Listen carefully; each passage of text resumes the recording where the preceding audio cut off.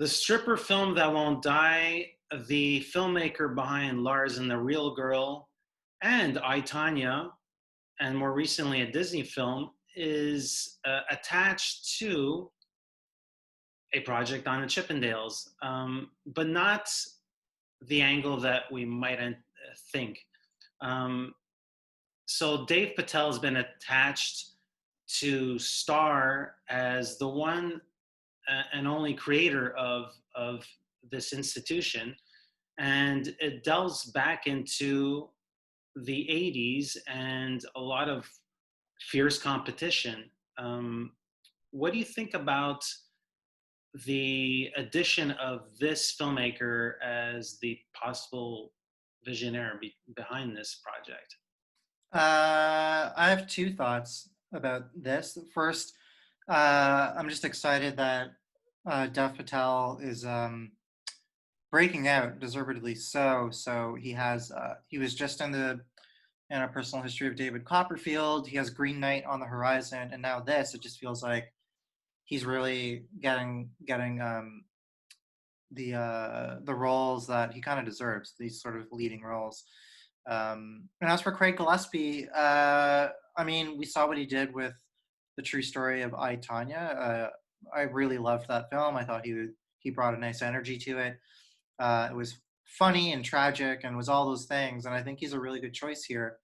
And it's nice because after I, Tanya, he actually went to Disney and made Cruella, the 101 Dalmatians movie. Mm-hmm. And then now he's sort of back in his wheelhouse of sort of more indie fare. So I think it's a good combo. I'm curious to see how this will turn out. This is a really good point about Dave Patel. These are traditionally roles that, I mean, with exclusion of this one, because the owner originally is from, I believe, India. So I mean, physically perhaps look the part to a certain extent. As far as this character, so it's a true story of Soman Banjari. Essentially, it's a rags to riches story. But then there's like this whole competitiveness involved. There's a salacious murder for hire sub-story. And like filmmakers have been approaching this project. We had Tony Scott back in 2009, and imagine a plethora of other filmmakers were interested in the film.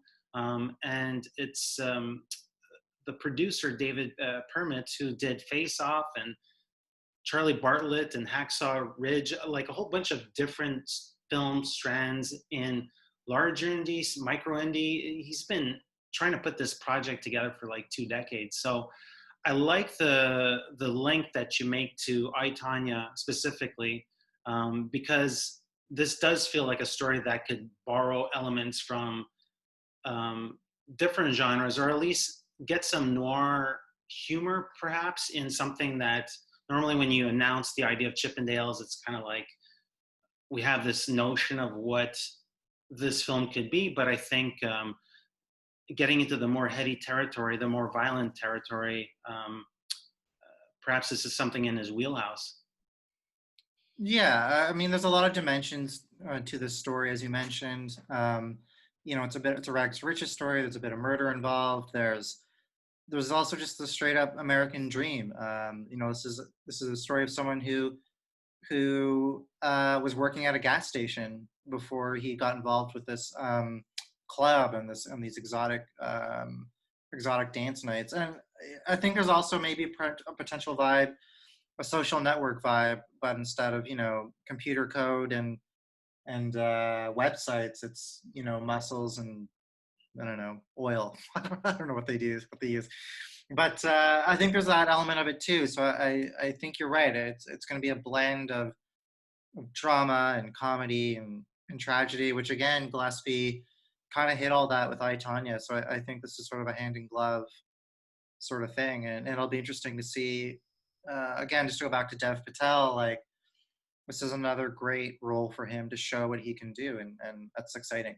I'm Eric Lavallée. I'm editor-in-chief and site owner for IONCINEMA.com, and this is Kevin Jagernauth, contributing writer for the playlist. And together we are IndieSponge.